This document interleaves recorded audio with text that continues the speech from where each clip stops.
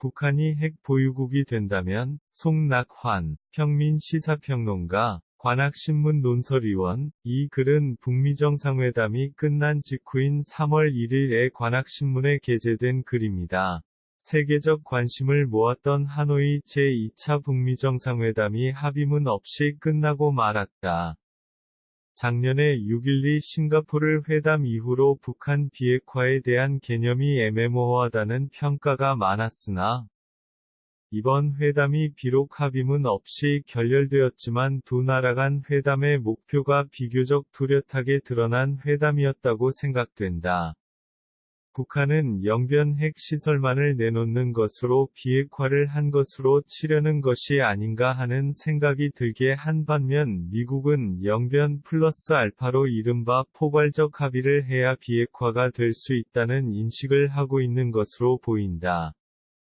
당초 비핵화 회담을 시작할 때 미국은 불가역적 CVID를 목표로 일괄 타결을 주장해 왔으나 이에 대해 북한은 단계적 접근, 이른바 살라미 전술로 대응, 미국이 양보하는 듯한 양상으로 전개되어 일각에서는 북미 비핵화 회담이 스몰딜 혹은 배드딜로 귀결되는 것 아닌가 의심의 눈초리를 보내왔던 게 사실이다.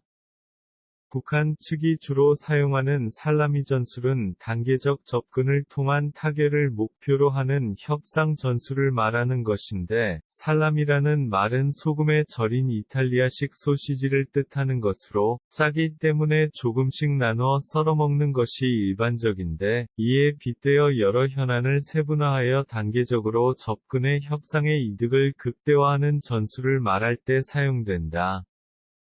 말하자면 먼저 영변의 핵을 협상의 조건으로 내걸고 미국 측의 양보를 얻어내고, 또 그 다음에는 다른 시설을 조건으로 내세워서 또 다른 미국 측의 양보를 얻어내고 이렇게 단계적으로 비핵화를 해 나가겠다고 하는 협상 전술을 말하는 것이다. 작년에 미국 측이 일괄 타결을 주장하다가 북측이 주장하는 단계적 타결 방식으로 양보하는 듯한 양상을 보여 비핵화 협상이 실패하는 것 아닌가 하는 우려를 자아내기도 했다. 왜냐하면 살라미 전술로 협상을 하게 되면 부분적 비핵화와 부분적 제재 해제로 사실상 비핵화가 종료되고 북한은 결국 핵보유국으로 남게 되는 결과로 귀결될 수도 있는 것이기 때문이다.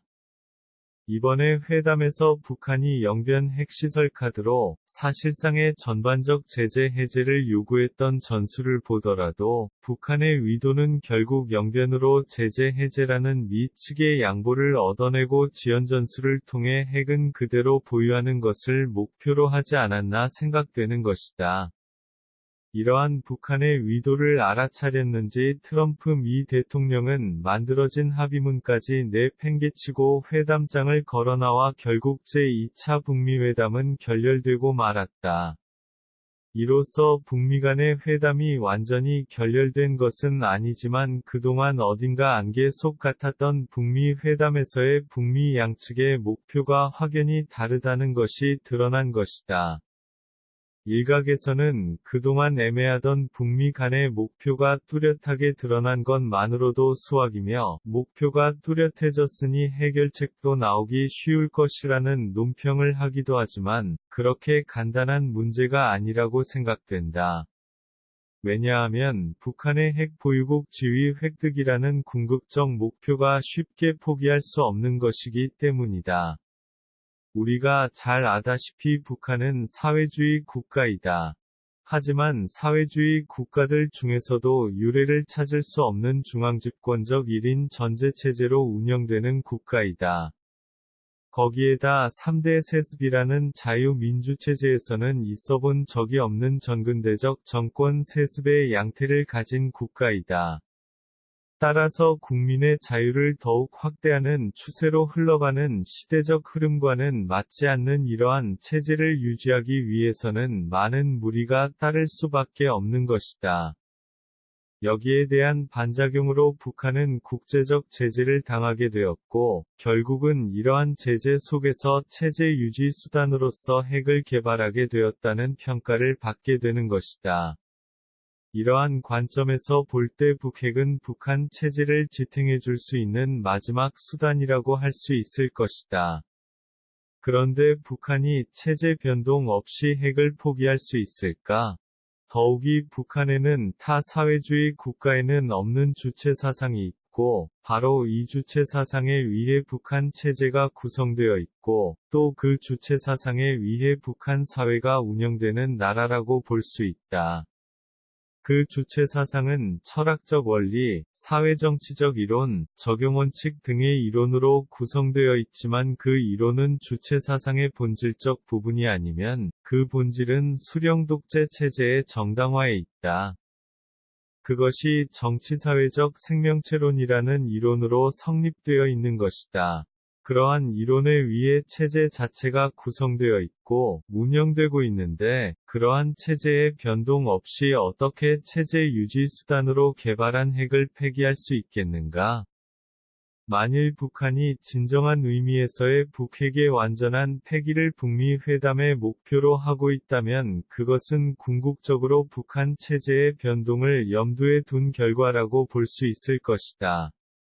그렇게만 된다면 김정은 위원장은 북한의 개혁 개방을 계획하고 있다고 볼 수 있고, 우리 남한 국민들은 이를 쌍수를 들어 환영할 것이고, 또 그 결과에 따라 김정은 위원장을 칭송하고도 남을 일이 될 수도 있을 것이다. 그렇지만 이러한 관점은 현재로서는 우리의 희망을 담은 견해에 불과하다고 할 수도 있으나 어느 평론가들도 이러한 희망적 관점에서 북핵 문제를 논평하는 것을 보기가 어려운 현실은 아쉬운 점이다. 트럼프 미 대통령이 그동안 북한 김정은과의 우정을 과대 표현하고 북한의 독재 체제를 용인하는 듯한 태도를 보이며 심지어는 북핵까지도 스몰딜 성격으로 끝내려 한다는 의심을 받게 되자 이러한 흐름에 대해 미국 측에서도 많은 반발이 있어 왔다. 미국의 정보 분야 대표 6명은 지난 1월 말 상원정보위원회에 출석해서 북한이 핵을 포기하지 않을 것이라고 이구동성으로 발언했다.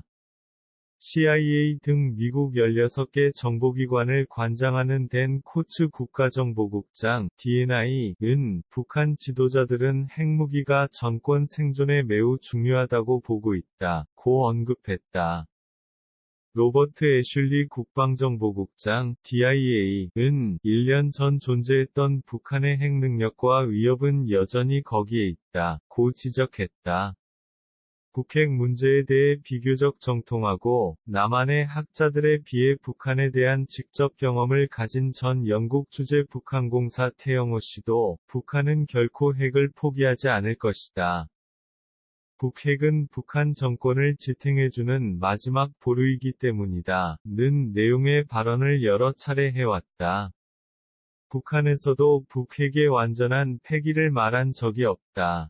금년도 김정은 위원장의 신년사만 봐도 그렇다. 김정은 위원장은 올 신년사에서 핵의 추가 제조 실험 사용 거래를 않겠다고 말했다. 핵을 더 이상 만들고, 실험하고, 사용하고, 거래하는 것을 않겠다는 것이지 핵을 폐기하겠다는 말은 아니다. 북한은 사실상의 핵보유국의 주체이지 핵폐기의 객체가 아니다고 선포한 것에 다름 아니다. 이러한 몇 가지 차원에서 북핵 문제를 바라봤을 때, 북한은 결코 핵을 포기하지 않을 것이며, 살라미 전술로 미국과의 몇 차례에 걸친 핵회담을 하는 과정에서 어떻게든 트럼프 대통령을 설득해 내서 부분적 합의로 체면을 살려주고 결국은 핵 보유국의 지위를 얻고 말 것이다. 라는 추론을 할 수 있을 것이다. 북한이 핵 보유국이 된다면 우리는 어떻게 될까? 앞서 말한 것처럼 북한이 개혁 개방을 통해 체제 변동을 추구하면서 핵을 보유한다면 그것은 별 문제가 아닐 것이다. 그렇지만 현 체제를 그대로 유지하면서 핵 보유국이 된다면 남북은 군사적 무기의 비대칭성에 의해 안보상 대단한 불균형적 위치에 서게 된다. 이럴 때에는 주변국들에 의해 소위 공포의 균형 현상이 빚어졌던 과거의 예를 참고해 볼 필요가 있다. 중국이 핵을 개발하자 중국과 국경 분쟁이 잦았던 인도가 핵을 개발했고, 또 이어서 인도와 종교적 분쟁을 자주 벌였던 파키스탄이 핵을 개발했다. 중국과 인도와 파키스탄 간의 공포의 균형 현상이 벌어진 것이다. 북한이 핵 보유국이 되면 이웃 일본이 가만 있지 않을 것이다. 일본은 원전에서 나온 플루토늄이 47톤에 이르는 것으로 알려져 있고, 이는 플루토늄탄 6,000개를 만들 수 있는 양이며, 일본의 기술 수준으로 보아 6개월이면 핵무기 제조가 가능하다는 것이다. 미국의 외교 전문지 포린 폴리시 2019년 1월 28일자에 실린 내용이다. 일본이 핵무장을 하면 또 대만도 들썩일 것이다. 남한의 경우 아무리 북한 대비 경제력이 우세하다 해도 무력의 비대칭성으로 인한 안보상의 균형을 위해 핵무기 보유를 생각지 않을 수 없을 것이다. 남한이 핵을 가질 수 있는 경우는 몇 가지로 생각해 볼 수 있다. 한미 동맹의 강화로 미국의 핵우산에 의존하는 방법. 1991년 한반도 비핵화 선언으로 군산비행장에서 보관하다 미국 콜로라도 공군기지로 철수한 전술핵무기의 재배치, 다른 나라에서 핵을 사오는 방법, 그리고 핵을 제조하는 방법 등을 생각해 볼 수 있다. 우리도 경주 월성 원자로에서 매년 핵무기 416개를 생산할 수 있는 2.5톤 분량의 플루토늄이 생산되고 있으며, 우리의 기술 수준으로 볼 때 1조 원의 예산에 1,000명 정도의 요원이 확보되면 6개월 내에 핵을 생산해낼 수 있다고 한다. 월간중앙 2019년 2월 호 이렇게 되면 우리나라를 둘러싸고 있는 주변국들이 온통 핵 국가로 되고, 긴장은 고조되며, 평화와는 거리가 먼 환경으로 돌변하게 될 수 있다. 북핵 문제는 이렇듯 위험한 변수를 안고 있는 것이다. 북핵 문제가 평화적으로 해결되어야 할 이유가 여기에 있으며, 북미 2차 정상회담이 결렬된 후로 남한의 북미에 대한 조정 역할이 더욱 정교하고 진실을 바탕으로 하며 장래를 내다보는 차원으로 전개되어야 하는 이유가 바로 여기에 있는 것이다. 끝.